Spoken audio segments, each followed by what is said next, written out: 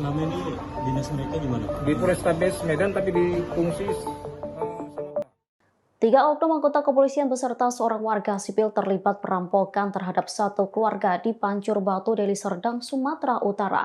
Identitas ketiga oknum polisi itu pun kini terungkap. PSK Satreskrim Polrestabes Medan Kompol Teguh Fatir Mustafa menyebut tiga oknum polisi itu berinisial H, B, dan A. Belakangan diketahui bahwa tiga pelaku merupakan anggota kepolisian yang bertugas di Satsamapta Polrestabes Medan. Teguh menyebut yang bersangkutan akan diproses baik secara kode etik maupun secara pidana. Sementara motif pelaku ialah ingin menguasai barang korban.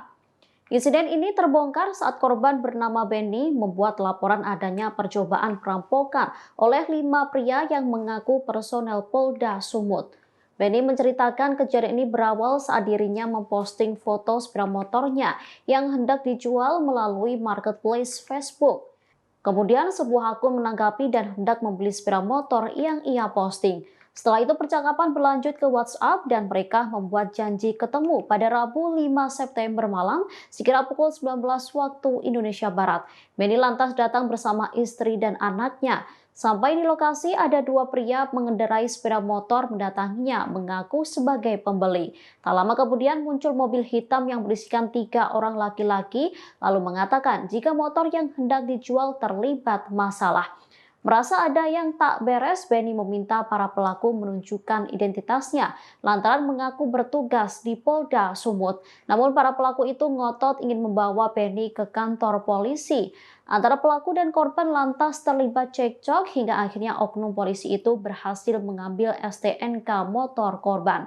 Oknum polisi tersebut kabur saat Benny mengatakan akan menelpon Kapolda. Karena pelaku berusaha kabur, istri Benny berusaha menahan mobil tersebut hingga dirinya terseret. ya kita kan sudah diproses secara pidana sudah di reskrim.